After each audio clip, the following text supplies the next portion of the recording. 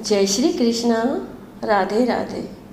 प्रिय भक्तों, आज ज्येष्ठ मास की कृष्ण पक्ष की एकादशी का दिन है।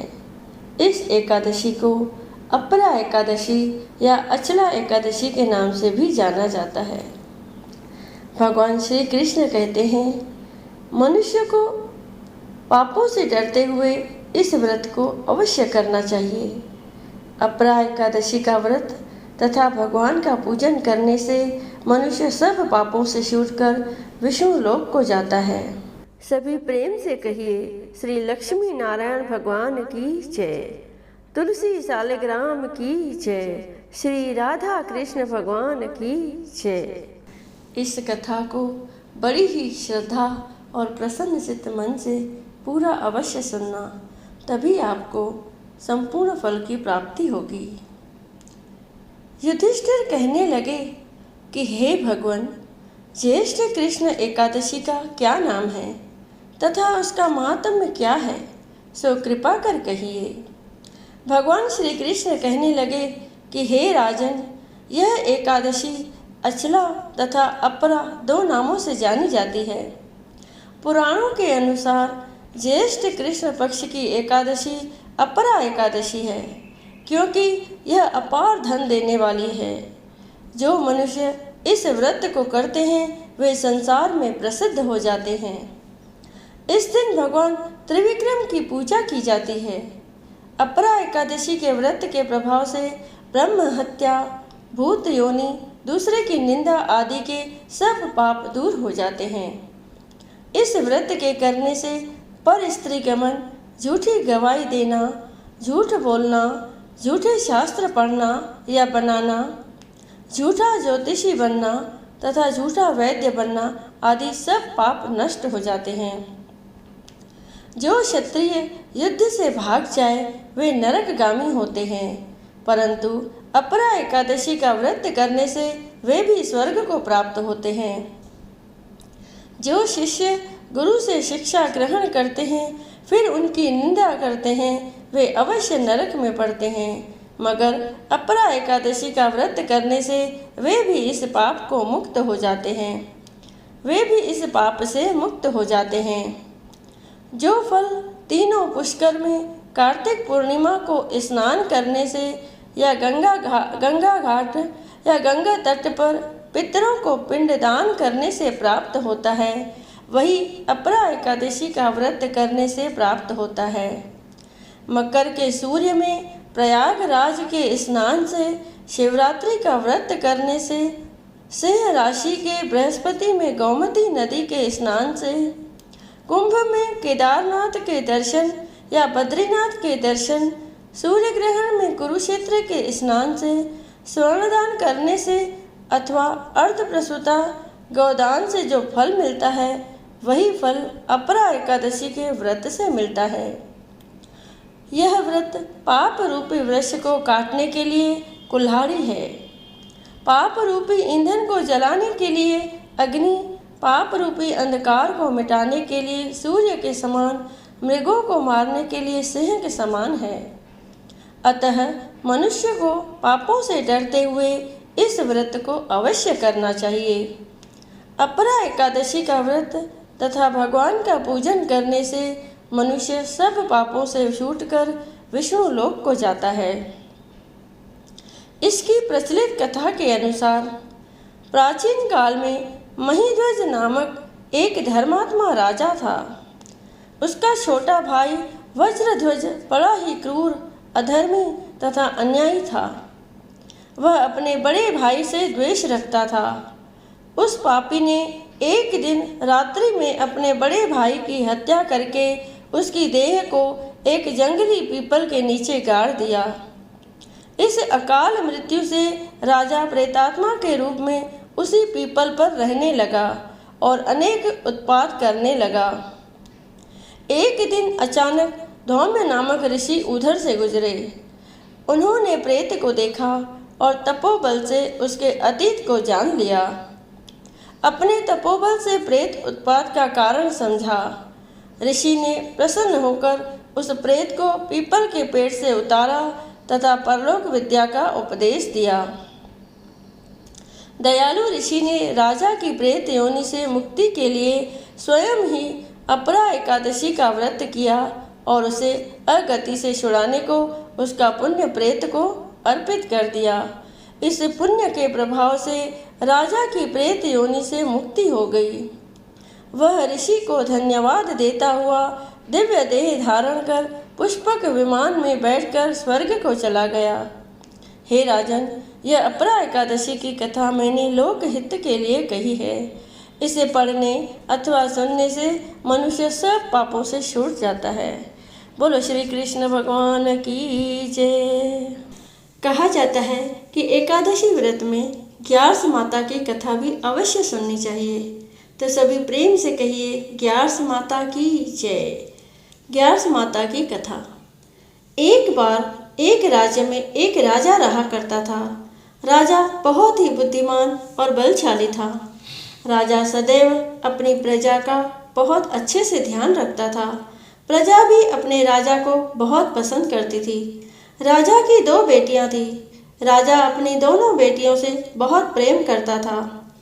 राजा की छोटी बेटी देखने में बहुत सुंदर और आकर्षक थी और राजा की बड़ी बेटी छोटी बेटी के तुलना में थोड़ा कम सुंदर थी। राजा की छोटी बेटी ग्यारस माता की पूजा किया करती थी और सभी लोग राजा की छोटी बेटी से बहुत प्रेम करते थे और बहुत प्रशंसा किया करते थे। राजा भी अपनी छोटी बेटी को बड़ी बेटी से अधिक प्रेम करता था, जिस कारण राजा की बड़ी बेटी को अपनी छोटी बहन से बहुत नफरत होने लगी थी। राजा की दोनों बेटियां जब बड़ी हो गई तब एक पड़ोस राज्य में रहने वाला राजकुमार राजा की बड़ी बेटी के लिए रिश्ता लेकर आया। लेकिन जैसे ही उस राजकुमार की नज़र राजा की छोटी बेटी पर पड़ी तो वह राजकुमार राजा की छोटी बेटी पर आकर्षित हो गया और उससे पहली नज़र में प्रेम कर बैठा। उस राजकुमार ने राजा की बड़ी बेटी के साथ विवाह करने से मना कर दिया और उसने राजा से कहा कि मैं आपकी छोटी बेटी से विवाह करना चाहता हूँ। जिसके बाद राजा की बड़ी बेटी यह देखकर अपनी छोटी बहन से बहुत क्रोधित हो गई और राजा की बड़ी बेटी ने अपनी छोटी बहन को अपना सबसे बड़ा दुश्मन मान लिया। राजा की बड़ी बेटी ने अपनी छोटी बहन से बदला लेने का निर्णय लिया, जिसके लिए उसने अपनी छोटी बहन को जान से मारने का प्लान बनाया। राजा की बड़ी बेटी ने अपनी छोटी बहन को मारने के लिए सबसे पहले एक लड्डू में जहर मिलाकर अपनी छोटी बहन को दे दिया और उसको लड्डू खाने के लिए कहा। लेकिन लड्डू खाने के बाद भी छोटी बहन को कुछ नहीं हुआ। बड़ी बहन यह देखकर बहुत आश्चर्यचकित हो गई, लेकिन बड़ी बहन ने हार नहीं मानी और उसने जब रात में छोटी बहन अपने कमरे में सो रही थी तब एक मटके में सांप रखकर उसे कमरे में छोड़ दिया। लेकिन सांप भी छोटी बहन का कुछ नहीं कर पाया। जिसके बाद बड़ी बहन ने अपनी छोटी बहन से कहा कि चलो हम लोग कुएं में से पानी भरकर लाते हैं, जिसके लिए वह अपनी छोटी बहन को पानी भरने के बहाने कुएं के पास ले गई और उसने अपनी छोटी बहन को कुएं में धक्का दे दिया। लेकिन छोटी बहन को तब भी कुछ नहीं हुआ, क्योंकि हर बार ग्यारस माता उसकी रक्षा कर रही थी और उधर बड़ी बहन अपने सारे प्रयासों के बाद असफल हो रही थी, जिससे वह बहुत क्रोधित होती जा रही थी। फिर उसने अपनी छोटी बहन के पास जाकर उससे खुद ही पूछा कि मेरी छोटी बहन, तुमको पता है भगवान ने सबकी मृत्यु एक निश्चित समय पर लिखी हुई है और कैसे तुम्हारी मृत्यु होगी, क्या तुम यह जानती हो? क्या यह तुम जानती हो? तब छोटी बहन ने अपनी बड़ी बहन को बताया कि हाँ, मैं तो जानती हूँ मेरी मृत्यु कैसे होगी। छोटी बहन से यह सुनकर बड़ी बहन मन ही मन बहुत प्रसन्न होने लगी और उसने अपनी छोटी बहन से कहा कि तो मुझे अपने मृत्यु का राज बताओगी? छोटी बहन ने अपनी बड़ी बहन से कहा कि मेरी मृत्यु तो एक तोते में है, जो तोते के गले में एक हार है, उससे मेरी मृत्यु होगी।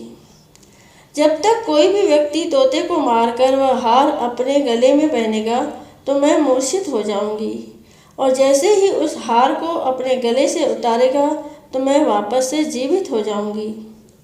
अपनी छोटी बहन की मृत्यु का राज जानकर बड़ी बहन बहुत ही खुश हो गई और उसने अपनी छोटी बहन को मारने के लिए उसके पालतू तोते को ढूंढना शुरू कर दिया। और छोटी बहन को इस बात का आभास हो गया था कि कोई उसकी जान लेना चाहता है, जिसके लिए वह अपने पिताजी के पास गई और उसने अपने पिताजी से कहा कि पिताजी, मेरी मृत्यु के बाद आप मुझे जलाइएगा मत, बल्कि आप मुझे अपनी पुरानी वाली हवेली में एक पलंग पर लिटाकर छोड़ दीजिएगा। अपनी छोटी लड़की की यह बात सुनकर राजा बहुत आश्चर्यचकित हो गए। राजा ने अपनी छोटी बेटी से पूछा, बेटी तुम यह क्या कह रही हो? तब राजा की छोटी बेटी ने बताया, पिताजी, समय किसी के लिए नहीं रुका है, कब क्या हो जाए किसी को कुछ नहीं पता। फिर राजा ने अपनी छोटी बेटी से कहा कि तुम ऐसी बातें क्यों कर रही हो? 2-3 दिन में तुम्हारा विवाह है। लेकिन छोटी बेटी ने अपने पिताजी को ऐसा करने पर मजबूर कर दिया और उनसे वचन ले लिया। राजा ने भी अपनी छोटी बेटी की बात स्वीकार कर ली और 2-3 दिनों के बाद जब शादी का समय आया तब राजकुमार बारात लेकर राजा के घर आया और राजकुमार और राजा की छोटी बेटी का विवाह शुरू हो गया। जैसे ही राजा की छोटी बेटी राजकुमार के साथ फेरे लेना शुरू करती है तो उसकी बड़ी बहन अपनी छोटी बहन के कमरे में जाकर उसके तोते को पकड़ लेती है और उसको जान से मार देती है। तोते के गले में जो हार था उसको अपने गले में धारण कर लेती है। जैसे ही बड़ी बहन उस हार को अपने गले में धारण करती है तो उधर छोटी बहन 3.5 ही फेरे ले पाती है और वहीं पर बेहोश होकर गिर जाती है।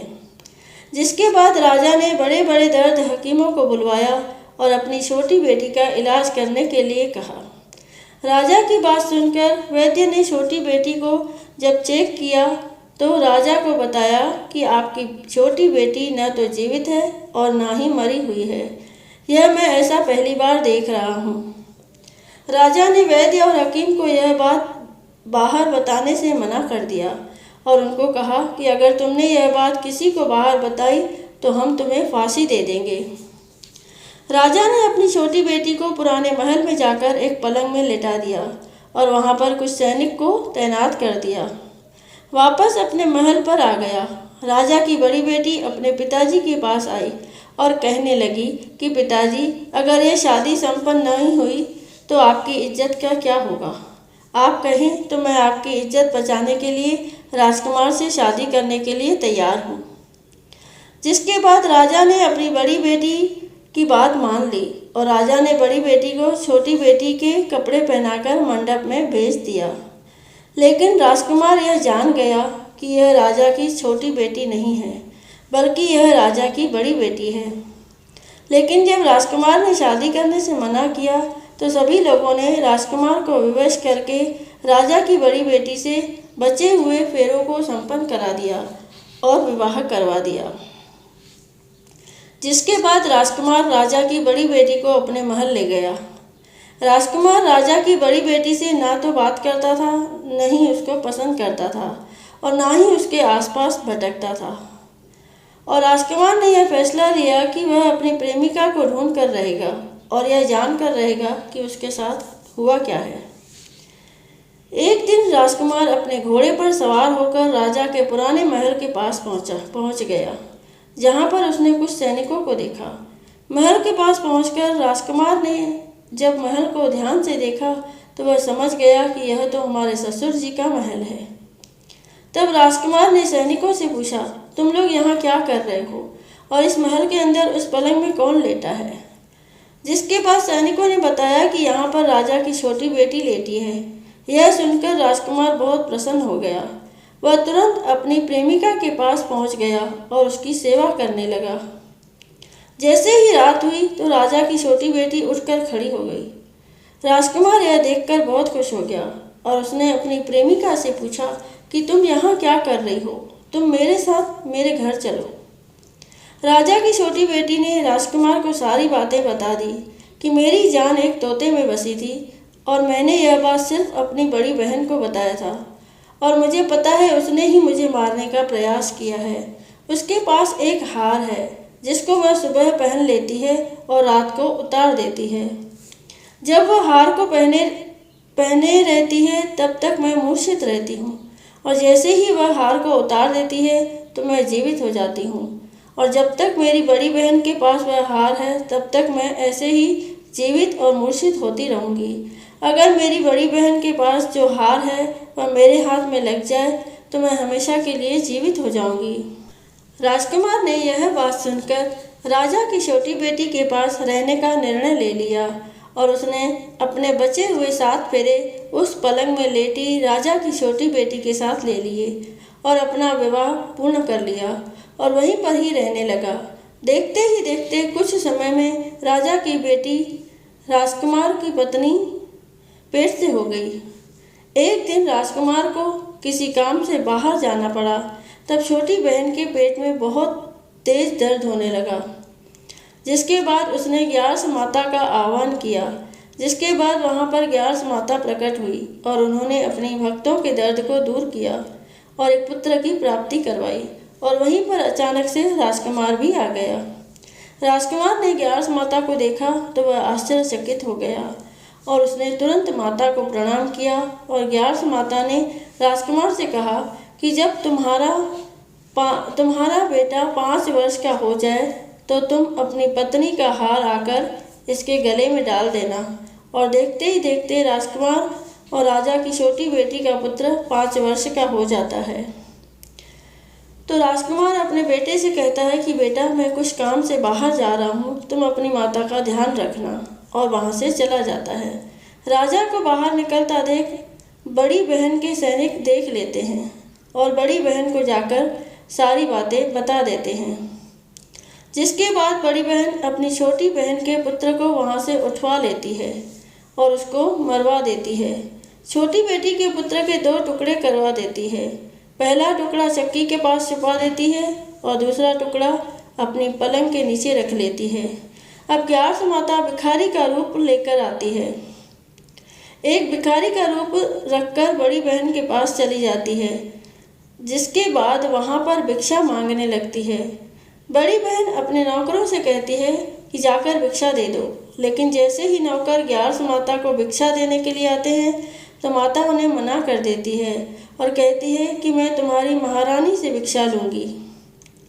जिसके बाद बड़ी बहन स्वयं ही भिक्षा देने के लिए माता के पास आती है। तब माता एक बिल्ली का रूप लेकर उसके कमरे में चली जाती है और वहाँ पर छोटी बेटी के पुत्र के 2 टुकड़ों को आपस में जोड़ देती है और उसे जीवित कर देती है, उसे वहाँ से ले जाती है।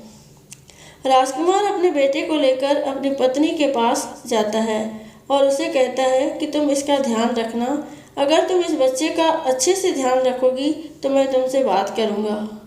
एक दिन राजकुमार अपने बच्चे से कहता है कि तुम मम्मी से उनके गले का हार मांग लो। जिसके बाद राजकुमार का लड़का अपने मम्मी के पास जाता है और कहता है कि मम्मी मुझे तुम्हारा हार चाहिए जो तुमने गले में पहन रखा है। यह सुनकर पहले तो बड़ी बहन बहुत क्रोधित होती है, पर उसको यह याद आता है कि राजकुमार ने कहा था कि अगर मैं इस बच्चे का ध्यान अच्छे से रखूंगी तो वह मुझसे बात करेंगे, जिसके कारण वह हार को उस बच्चे को दे देती है और वह तुरंत हार को ले जाकर अपने पिताजी को दे देता है। और तभी राजकुमार अपने बेटे को लेकर वहाँ से जाने लगता है और अपनी पत्नी से कहता है तुम हमारे लिए खाना बना कर रखना, मैं शाम को आकर तुम्हारे साथ खाऊंगा। और वह अपने बेटे को लेकर वहाँ से चला जाता है। जिसके बाद वह राजा के पास जाता है और उनको सारी बातें बता देता है। राजा अपनी बड़ी बेटी की यह करतूत सुनकर बहुत क्रोधित होते हैं और अपनी परवरिश पर दोष देने लगते हैं और राजकुमार को अपनी छोटी बेटी के साथ रहने के लिए आदेश देते हैं। बोलो ग्यारस माता की जय, बोलो श्री कृष्ण भगवान की जय। आइए अब सुनते हैं मनोकामनाओं को पूर्ण करने वाली एकादशी की ये कथा। एक बूढ़ी माँ ने एक बार निर्जला एकादशी का व्रत रखा। बड़ी ही भाव भक्ति से पूजा अर्चना की। उन्हें वृद्धावस्था में क्या बाधा थी? वे तो अपने पुत्र पौत्रों की सुख सुविधा के लिए व्रत रखने लगी थी। वे दिन भर तो जरा कठोर मन करके अपनी प्यास को रोके रही। दिन में पूजा पाठ किया, कथा सुनी और पंडित जी को मिट्टी के पात्र में भरकर पानी और ऋतुफल दान में दिए। दोना भर भर कर पूरा वितरण किया। उन्हें गर्मी के कारण बहुत बेचैनी हो रही थी। इस कारण से बड़ी देर तक पानी में पड़ी रही और पानी के कुल्ला करती रही, मुंह धोती रही। तब कहीं थोड़ा बहुत धैर्य बंध पाया। धूप तो तेज पड़ ही रही थी, इस कारण बार बार मुंह सूख रहा था। बूढ़ी माँ बहुत बेचैन हो रही थी। एक बुढ़ापा और दूसरे ये भयंकर गर्मी। वृद्धावस्था की स्थिति तो कुछ दूसरी ही प्रकार की होती है। जैसे तैसे रो धो के दिन कट गया। अब पहाड़ सी रात सामने थी। उसका कटना बहुत ही कठिन दिखाई दे रहा था। खटिया पर पड़े शांति नहीं मिल रही थी। वे बार बार करवट बदल रही थी। अनेक बार वे बाहर जाती और भीतर आती। उन्हें घर के अंदर शांति नहीं थी। वे पड़ी पड़ी एकादशी माता का स्मरण करती रही। वे कहती रही कि हे माता जी, आप मेरी लाज रखिएगा। आप ही मुझे शक्ति दे दीजिएगा, जिससे मैं भली भांति आपका व्रत कर सकूं और ये पहाड़ सी रात शांति पूर्वक व्यतीत हो सके। प्यास के कारण बूढ़ी माँ की बेचैनी तो बढ़ ही रही थी। उन्होंने धैर्य रखने का बहुत प्रयास किया, किंतु सहनशीलता की सीमा टूट गई और वे घबराकर एकदम चिल्ला पड़ी। बोली कि बचाओ बचाओ बचाओ। अम्मा का चिल्लाना सुनकर परिवार भर के नर नारी, बच्चे और पड़ोसी एकत्रित होकर बूढ़ी अम्मा की खटिया के समीप पहुंच गए। सबने पूछा कि अम्मा जी, आपको क्या हो गया है? आप क्यों चिल्ला पड़ी हैं? आप इस वृद्धावस्था में ये कठिन व्रत क्यों कर रही हैं? अम्मा जी, शक्ति से ही भक्ति होती है। थोड़ी ही देर में वे फिर से बोली कि अरे, हमारे तो प्राण ही निकले जा रहे हैं। मेरी छाती पर ठंडे पानी का घड़ा रख दीजिए। नातियों ने दादी की छाती पर ठंडे पानी का पात्र रख दिया। तब कहीं उन्हें थोड़ा बहुत आराम मिला और थोड़ी देर के लिए उन्होंने अपनी आंखें बंद कर ली। एकादशी माता ने सोचा कि ये बूढ़ी अम्मा है तो बहुत कठोर, जरा जाकर उसकी परीक्षा लेना चाहिए। वे आधी रात को मुर्गा बनकर टेर लगाने लगी। मुर्गा की आवाज़ सुनकर दादी जल्दी से उठी और बाहर जाकर आसमान की ओर देखा, किंतु आसमान में कहीं उन्हें प्रातःकालीन तारा दिखाई नहीं दिया। वे सोचने लगी कि यह मुर्गा क्यों और कैसे बोल गया है। उन्हें प्यास तो बढ़ ही रही थी। थोड़ा बहुत उनका मन भी विचलित होने लगा था, किंतु अंत में उन्होंने दृढ़ निश्चय किया कि अब व्रत को पूर्ण करके ही छोड़ूंगी, चाहे भले ही मेरे प्राण निकल जाए। ये सोचकर फिर वे खटिया पर शिथिल होकर लेट गई। थोड़ी ही देर में एकादशी माता ने उनकी फिर से परीक्षा लेनी चाहिए। एक छोटी सी बालिका एक गिलास में शरबत लेकर उनके सिरहाने खड़ी हो गई और जोर से बोली कि दादी जी, सवेरा हो गया है, आप हाथ मुंह धोकर शरबत पी लीजिएगा। पहले तो शरबत का गिलास देखकर उनका मन ललचाने लगा, किंतु अचानक व्रत का स्मरण हो आया और उन्होंने सोचा कि मैं किसी भी प्रकार से अभी शरबत नहीं पी सकती हूँ, और वे शांतिपूर्वक अपनी खटिया पर लेट गई। फिर थोड़ी ही देर में उन्हें ऐसा लगा कि जैसे किसी ने उन्हें पानी के कुएं में पटक दिया हो। वे बड़ी देर तक उस कुएं में हाथ पांव चलाती रही, किंतु उन्होंने अपने मुंह में पानी की एक बूंद भी नहीं जाने दी और वे दृढ़तापूर्वक अपना व्रत पालती रही। थोड़ी ही देर में न जाने कहां से सामने आग जलने लगी, जिससे भारी गर्मी बढ़ने लगी। प्यास के कारण प्राण निकलने लगे, किंतु बूढ़ी अम्मा का कुछ भी नहीं बिगाड़ पाए। वे जहाँ की तहाँ मुस्कुराती हुई सी बैठी रही। थोड़ी ही देर में बाहर प्रकाश दिखाई देने लगा। ऐसा लगा कि जैसे सवेरा हो गया हो। बूढ़ी अम्मा ने जब बाहर निकलकर देखा तो समझ गई कि अभी सवेरा होने में 3-4 घंटे की देरी है। यह जानकर वे शांतिपूर्वक इधर उधर घूमने फिरने लगी। एकादशी माता ये बात अच्छी तरह से समझ गई कि ये बूढ़ी अम्मा किसी भी प्रकार से अपने व्रत से नहीं टल सकती। वे उनके सत्य व्रत को अच्छी तरह से समझ गई। सवेरा होते ही बूढ़ी माँ ने स्नान किया, भगवान का पूजन पाठ किया, एकादशी माता की कथा सुनी, ब्राह्मणों को दक्षिणा देकर भोजन कराया। तब कहीं उन्होंने जल ग्रहण किया। कन्याओं को भोजन कराने के बाद अम्मा ने भोजन किया। उस श्रेष्ठ व्रत के प्रताप से बूढ़ी अम्मा की आयु में वृद्धि हो गई। उनका घर परिवार हरा भरा हो गया। घर में अब उनके कोई अभाव नहीं रहा। वे हर तरह से सुख साधनों से संपन्न हो गई। नाती नतनों से उनका घर भर गया और वे उसी दिन से 12 महीने की एकादशी का व्रत करने लगी। एकादशी माता के व्रत के प्रताप से इस संसार में हर प्रकार के सुख भोगकर अंत में वैकुंठ धाम को चली गई। ऐसा है तुरंत फल देने वाला एकादशी माता का व्रत। जैसा एकादशी माता ने बूढ़ी माता और उनके परिवार को हरा भरा किया, वैसे ही एकादशी माता हम सभी की मनोकामनाओं को पूर्ण करे। बोलिए श्री लक्ष्मी नारायण भगवान की जय। बोलिए श्री कृष्ण भगवान की जय। वीरमुखी जी एक वेश्या भक्त थी। एक दिन उनके सामने एक छायादार जगह देखकर संतों की एक विशाल मंडली ठहरी थी। सभी ने यहाँ वहाँ अपने ठाकुर के साथ आसन लगा लिए। इतने में ही वह वेश्या आभूषणों से लदी हुई बाहर द्वार पर आई। सरल भाव संतों को देखकर वह मन में विचारने लगी कि आज मेरे कौन से भाग्य उदय हो गए जो ये संत मेरे द्वार पर आए हैं।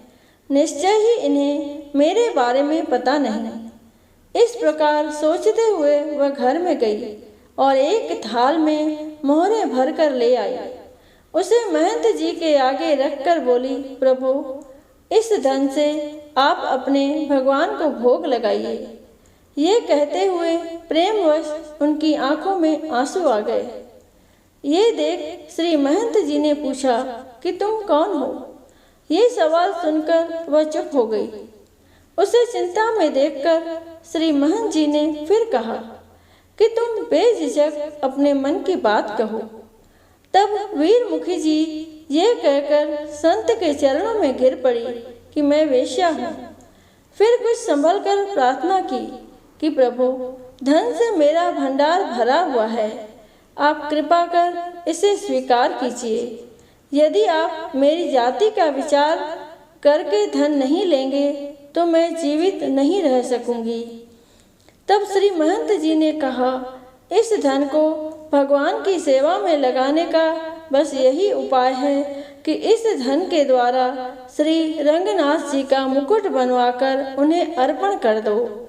इसमें जाति बुद्धि दूर हो जाएगी। श्री रंगनाथ जी उसे स्वीकार करेंगे।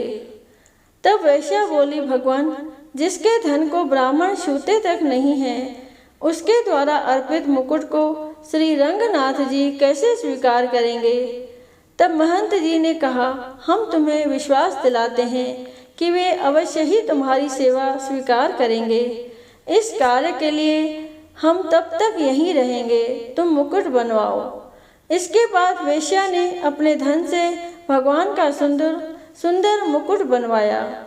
इसके बाद वह उस मुकुट को थाल में सजाकर चली। संतों की आज्ञा पाकर वह वेश्या श्री रंगनाथ जी के मंदिर में तो चली गई, पर अपने को अपवित्र जानकर उसके मन में संकोच रहा। संतों के कहने पर बड़ी मुश्किल से वह लजाते हुए दीन भाव से श्री रंगनाथ जी के पास पहुंची। वहां उसने जैसे ही हाथ में मुकुट लेकर भगवान को पहनाना चाहा, वैसे ही श्री रंगनाथ जी ने उसे धारण करने के लिए अपना सिर झुका दिया। इसके बाद तो लोग भक्त व भगवान दोनों की जय जयकार करने लगे। बोलिए श्री कृष्ण भगवान की जय। आइए अब सुनते हैं धन धान्य को बढ़ाने वाली और हर मनोकामना को पूर्ण करने वाली लक्ष्मी नारायण की ये कथा। लक्ष्मी नारायण कथा के अनुसार एक बार जब दोनों की महत्ता में से कौन अधिक महत्वपूर्ण है, इस पर बहस बढ़ जाती है, तब नारायण भगवान इस तथ्य को समझाने के लिए एक परीक्षा का आयोजन करते हैं। भगवान नारायण ब्राह्मण का वेश बनाकर एक गांव में जाते हैं और वहां के मुखिया से कहते हैं कि वह उस स्थान पर श्री नारायण का पूजन करना चाहते हैं। गांव के मुखिया उनकी बात मानकर उन्हें एक निवास स्थान देते हैं। उनके लिए कथा के स्थान का बंदोबस्त भी किया जाता है। गांव के सभी लोग उस कथा में प्रतिदिन शामिल होने लगते हैं। ऐसे में लक्ष्मी जी अपनी स्थिति को नज़रअंदाज होते देखती है, तो वह भी वेश बदलकर एक वृद्ध स्त्री के रूप में वहां पहुंच जाती है। एक स्त्री जो कथा में जाने के लिए घर से निकल रही होती है, उससे पानी मांगती है। ऐसे में स्त्री उन्हें पानी पीने को देती है, पर जैसे ही वृद्ध स्त्री उसे उसका बर्तन वापस करती है, तो वह स्वर्ण धातु का हो जाता है। इस चमत्कार को देखकर वह गांव के सभी लोगों को इस बात के बारे में बताती है। सभी लोग कथा से उठकर उस चमत्कार को देखने के लिए वहां चले आते हैं। धन के लोभ का स्वरूप के कारण नारायण उस स्थान से चले जाने के लिए प्रस्थान करते हैं, तो लक्ष्मी वहां आकर उन्हें अपनी महत्ता को स्वीकार करने की बात कहती है। श्री नारायण मान जाते हैं कि लक्ष्मी उनसे अधिक महत्व रखती है और वहां से चले जाते हैं। ऐसे में लक्ष्मी जी उनके जाने से दुखी होकर जाने लगती है, तो गांव के लोग उन्हें रोकने लगते हैं। इस प्रकार वह उन्हें कहती है कि जहां नारायण कथा पूजन का वास नहीं होता है, वहां लक्ष्मी का भी कोई स्थान नहीं हो सकता है। जिस स्थान पर लक्ष्मी और नारायण दोनों का पूजन होगा, वहीं मैं स्थापित हो सकती हूँ।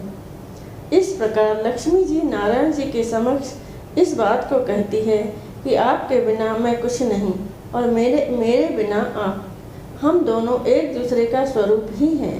ऐसे में जो भी भक्त लक्ष्मी नारायण रूप का एक साथ पूजन करते हैं, उन्हें सदैव प्रभु का आशीर्वाद प्राप्त होता है। बोलो लक्ष्मी नारायण भगवान की जय। आइए अब सुनते हैं तुलसी माता की ये कथा। बोलिए तुलसी माता की जय। एक ब्राह्मण था, वह प्रतिदिन मंदिर जाता था। वह प्रतिदिन तुलसी माता की पूजा करता था। वह तुलसी माता से प्रतिदिन प्रार्थना करता था कि हे तुलसी महारानी, मेरे आनंद करना। तुलसी माता ने सोचा कि यह ब्राह्मण तो बहुत सीधा है और गरीब भी है और प्रतिदिन मेरी पूजा भी करता है। मैं इसके लिए कुछ न कुछ करना चाहती हूँ। तो तुलसी महारानी एक कन्या का रूप बनाकर बैठ गई और उस ब्राह्मण को बोली कि ब्राह्मण, मैं भी तेरे घर आना चाहती हूँ। ब्राह्मण ने सोचा कि 6 लड़कियाँ तो मेरे पहले से ही हैं और 7 लड़कियों का मैं कैसे पालन पोषण करूँगा, लड़कियों की शादी कैसे कराऊँगा, मेरे पास तो कुछ ऐसा है भी नहीं। यह व्यभिचार करके वह बहुत परेशान रहने लगा। उसको तो खाना भी नहीं भा रहा था। उसकी औरत ने कहा कि क्या बात है, आजकल बहुत दुखी रहने लग गए हो। तो इस पर ब्राह्मण बोला कि मैं मंदिर जाता हूँ, वहाँ पर एक छोटी सी सुंदर सी कन्या बैठी है और वह कहती है, ब्राह्मण मैं आपके घर आऊँ। उसकी पत्नी बोली कि अरे, इसमें परेशान होने की क्या बात है, आ रही है तो आने दो। ब्राह्मण बोला कि पहले से अपने 6 लड़कियां तो हैं, उनकी भी अपने को शादी भी करवानी है। तो इस पर ब्राह्मण बोली, अरे ये तो कोई बात नहीं है, अपनी 6 लड़कियों की शादी करवाएंगे, वैसे 7वीं की भी करवा देंगे। अपनी 7 लड़कियों की शादी साथ में करवा देंगे। अगले दिन जब वह ब्राह्मण मंदिर गया तो उस छोटी कन्या ने पूछा, ब्राह्मण मैं आपके घर आऊँ? तो ब्राह्मण बोला कि हाँ चल बेटा चल। उनको वह घर पर लेकर आ गया। तुलसी माता की कन्या के रूप में ब्राह्मण के घर आने से ब्राह्मण के घर बहुत आनंद हो गया। घर में लक्ष्मी की बारिश हो गई। जब ब्राह्मण 7 कन्याओं की शादी के लिए वर ढूंढने जाने लगे तो उस छोटी कन्या ने कहा कि मेरे तो शालिग्राम जी के मंदिर में जाकर शालिग्राम जी को बोलना कि बारात लेकर आए और मेरी 6 बहनों को तुम्हारी इच्छा से वर ढूंढ लेना। तुलसा महारानी की मेहरबानी से उसके तो सब जेवर कपड़ा खाना सब तैयार हो गया और अच्छी धूमधाम से उनकी शादी हो गई और उस ब्राह्मण के तुलसी माता टूटमान हो गए। हम भी तुलसी माता जी से यही प्रार्थना करते हैं कि हे तुलसी माता, जैसे आप ब्राह्मण पे टूटमान हुए, जैसे आप ब्राह्मण पे प्रसन्न हुए, वैसे हम पर भी प्रसन्न होना और जैसा आनंद ब्राह्मण के करा वैसे हम सब के ऊपर करना। बोलो तुलसी माता की जय, बोलो तुलसी शालिग्राम की जय, बोलो लक्ष्मी नारायण भगवान की जय। अब अंत में हम सुनेंगे लप्सी और तपसी की कथा, जो कि हर व्रत कथा के साथ अवश्य सुननी चाहिए, तभी व्रत का संपूर्ण फल मिलता है। लप्सी तपसी की कथा इस प्रकार है। एक लप्सी था और एक तपसी था। तपसी हमेशा भगवान की तपस्या में लीन रहता था। लप्सी रोजाना 1.25 सेर की लप्सी बनाकर भगवान का भोग लगाकर जीम लेता था। एक दिन दोनों लड़ने लगे। तपसी बोला, मैं रोज भगवान की तपस्या करता हूँ, इसीलिए मैं बड़ा हूँ। लप्सी बोला, मैं रोज भगवान को 1.25 सेर लप्सी का भोग लगाता हूँ, इसलिए मैं बड़ा।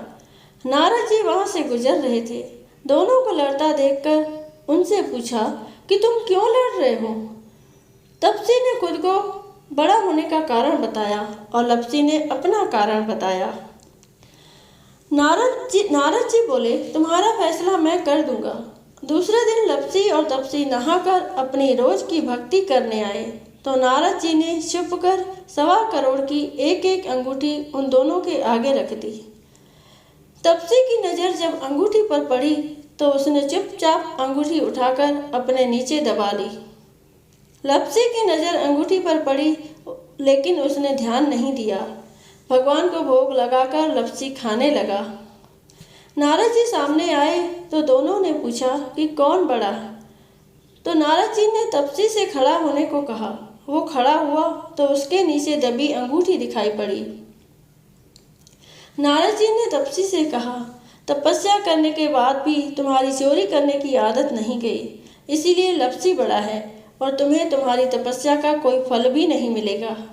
तपसी शर्मिंदा होकर माफ़ी मांगने लगा। उसने नारद जी से पूछा, मुझे मेरी तपस्या का फल कैसे मिलेगा? नारद जी ने कहा, यदि कोई गाय और कुत्ते की रोटी नहीं बनाएगा तो फल तुझे मिलेगा। यदि कोई ब्राह्मण को भोजन करवाकर दक्षिणा नहीं देगा तो फल तुझे मिलेगा। यदि कोई साड़ी के साथ ब्लाउज नहीं देगा तो फल तुझे मिलेगा। यदि कोई दिए से दिया जलाएगा तो फल तुझे मिलेगा। यदि कोई सारी कहानी सुने लेकिन तुम्हारी कहानी नहीं सुने तो फल तुझे मिलेगा। उस दिन से हर व्रत कथा कहानी के साथ लप्सी तपसी की कहानी भी सुनी और कही जाती है। बोलो श्री कृष्ण भगवान की जय। अब हम सुनेंगे मधुराष्टकम।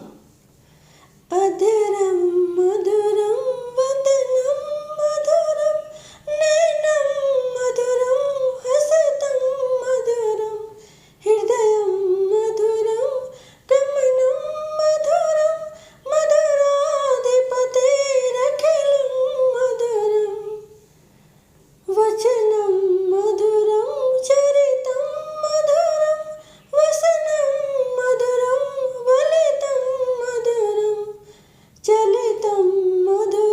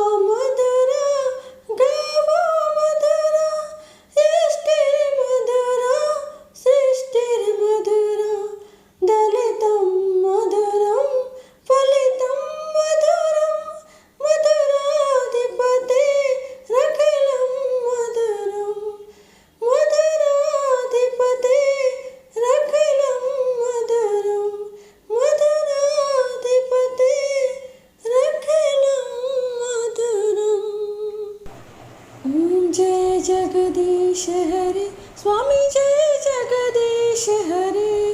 भक्त जनों के संकट, दास जनों के संकट, क्षण में दूर करे, ओम जय जगदीश हरे। जो ध्यावे फल पावे, दुख बिन से मन का, स्वामी दुख बिन से मन का। सुख संपत्ति घर आवे, सुख संपत्ति घर आवे, कष्ट मिटे तन का, ओम जय जगदीश हरे। माता पिता तुम मेरे, शरण गऊँ मैं किसकी, स्वामी शरण गऊँ मैं किसकी। तुम बिन और न दूजा, प्रभु बिन और न दूजा, आस करूँ मैं जिसकी, ओम जय जगदीश हरे। तुम पूर्ण परमात्मा, तुम अंतर्यामी, स्वामी तुम अंतर्यामी। पार ब्रह्म परमेश्वर, पार ब्रह्म परमेश्वर, तुम सबके स्वामी, ओम जय जगदीश हरे। तुम करुणा के सागर, तुम पालन करता, स्वामी तुम पालन करता। मैं मूर्ख कलकामी, मैं सेवक तुम स्वामी, कृपा करो भरता, ओम जय जगदीश हरे। तुम हो एक अगोचर, सबके प्राणपति, स्वामी सबके प्राणपति। किस विध मिलूं दया में, किस विध मिलूं दया में, तुमको मैं कुमति, ओम जय जगदीश हरे। दीन बंधु दुख हरता, तुम ठाकुर मेरे, स्वामी तुम रक्षक मेरे। अपने हाथ उठाओ, अपने शरण बिठाओ, द्वार पड़ा तेरे, ओम जय जगदीश हरे। विषय विकार मिटाओ, पाप हरो देवा, स्वामी पाप हरो देवा। श्रद्धा भक्ति बढ़ाओ, प्रेमा भक्ति बढ़ाओ, संतन की सेवा, ओम जय जगदीश हरे। तन मन धन और संपत्ति सब कुछ है तेरा, स्वामी सब कुछ है तेरा। तेरा तुझको अर्पण क्या लागे मेरा, ओम जय जगदीश हरे। जगदीश्वर जी की आरती जो कोई नर गावे, स्वामी आरती जो गावे। कहत शिवानंद स्वामी, कहत शिवानंद स्वामी, मन वांछित फल पावे। घर लक्ष्मी आए, सब दुख मिट जाए, ओम जय जगदीश हरे, ओम जय जगदीश हरे, स्वामी जय जगदीश हरे। भक्त जनों के संकट, दास जनों के संकट, क्षण में दूर करे, ओम जय जगदीश हरे। बोलिए विष्णु भगवान की जय। अगर आपने मेरे चैनल को सब्सक्राइब नहीं किया है तो कर लीजिए, ताकि मेरी सुनाई हुई कथाओं को आप समय पर सुन सकें। और वीडियो पसंद आए तो एक लाइक अवश्य करना और कमेंट बॉक्स में ओम नमो भगवते वासुदेवाय या जय श्री कृष्ण अवश्य लिखना। तो मिलते हैं अगले वीडियो में।